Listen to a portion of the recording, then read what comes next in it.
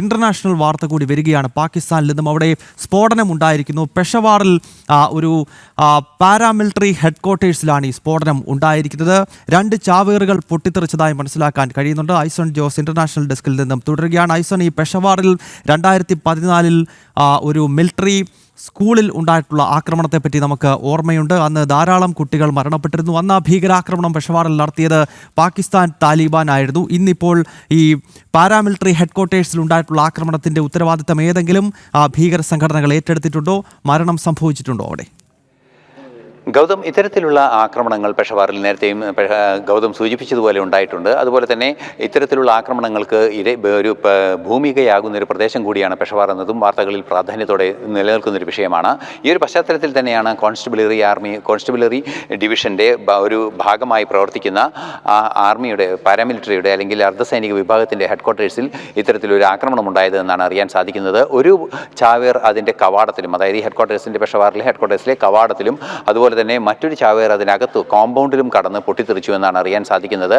ഒരു തോക്കേന്തിയ അല്ലെങ്കിൽ ഒരു തോക്കുമായി എത്തിയ ഒരു ഭീകരൻ കൂടി ഉണ്ടായിരുന്നു. അയാൾ വെടിയുതിർത്തു എന്ന വിവരങ്ങളും ലഭ്യമാകുന്നുണ്ട്. വലിയ പൊട്ടിത്തെറിയുടെ ദൃശ്യങ്ങളെല്ലാം തന്നെ നമുക്ക് കാണാനും സാധിക്കുന്നുണ്ട്. നിലവിൽ ആ പ്രദേശമാകെ നിരീക്ഷണത്തിലാണ്. നമുക്കറിയാവുന്നതാണ്, ഇത്തരത്തിൽ അപകടം നടന്ന പ്രദേശങ്ങളിലെല്ലാം തന്നെ കർശനമായ നിരീക്ഷണം തയ്യാറാക്കുന്ന ഒരു സംവിധാനമുണ്ട്. ഇപ്പോൾ മറ്റൊരു പ്രധാന സൂചന കൂടി പുറത്തു വരുന്നത്, വീണ്ടും ഇതിനേക്കാൾ കൂടുതൽ, അതായത് പൊട്ടിത്തെറിച്ചതിനേക്കാൾ കൂടുതൽ 1-2 ഭീകരർ അതിനകത്ത്, അതായത് ഈ അർദ്ധസൈനിക വിഭാഗത്തിൻ്റെ ഹെഡ്ക്വാർട്ടേഴ്സ് ഓഫീസിനകത്ത് കയറി കൂടിയിട്ടുണ്ട് എന്ന വിവരങ്ങൾ ലഭ്യമാകുന്നുണ്ട്. ഈ സംബന്ധിച്ച തിരച്ചിൽ പുരോഗമിക്കുകയാണ് എന്നാണ് മനസ്സിലാക്കാൻ സാധിക്കുന്നത്.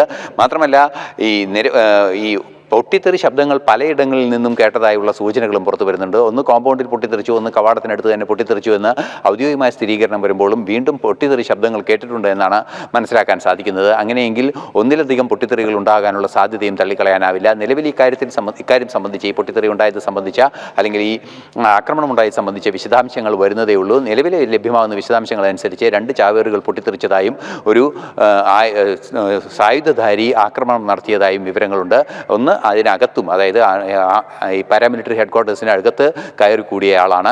മറ്റൊരാൾ പുറത്ത് കവാടത്തിനടുത്ത് തന്നെയാണ് പൊട്ടിത്തെറിച്ചത്. അത് ഇപ്പോൾ കവാടത്തിൽ കോമ്പൗണ്ടിന് തൊട്ടടുത്ത് തന്നെയാണ് എന്നും മനസ്സിലാക്കാൻ സാധിക്കുന്നുണ്ട്. എന്ത് തന്നെയായാലും പാകിസ്ഥാൻ്റെ ആ സുരക്ഷിതമായ ഒരു അന്തരീക്ഷം എന്ന അവസ്ഥയിൽ നിന്ന് ഏറെ പുറകോട്ട് പോയി ഒരു ഭീകരതയുടെ ദുരന്തങ്ങളും അനുഭവിക്കുന്ന അല്ലെങ്കിൽ ഭീകരതയെ പ്രോത്സാഹിപ്പിച്ച് അവർ തന്നെ അതിൻ്റെ സ്വയം കുഴി തോണ്ടുന്ന ഒരവസ്ഥയിലേക്ക് കാര്യങ്ങൾ പോയിരിക്കുന്നു എന്ന ആ ഒരു നിലപാടിൻ്റെ ഏറ്റവും ഒടുക്കത്തെ ഉദാഹരണമാണ് ഇപ്പോൾ കണ്ടായ പൊട്ടിത്തെറി എന്നും മനസ്സിലാക്കാൻ സാധിക്കുന്നുണ്ട്. ഗൗതം. പാകിസ്ഥാനിലെ പെഷവാറിലെ പാരാമിലിറ്ററി ഹെഡ്ക്വാർട്ടേഴ്സിലാണ് ഭീകരാക്രമണം ഉണ്ടായിരിക്കുന്നത്. 2 ചാവേറുകൾ 2 സ്ഥലങ്ങളിലായി പൊട്ടിത്തെറിക്കുകയായിരുന്നു. വലിയ ഭീകരാക്രമണം ഉണ്ടായിരിക്കുന്നു. ഇതിൻ്റെ നാശനഷ്ടം എന്താണ് എന്നത് സംബന്ധിച്ച് ഇപ്പോൾ വ്യക്തതയില്ല.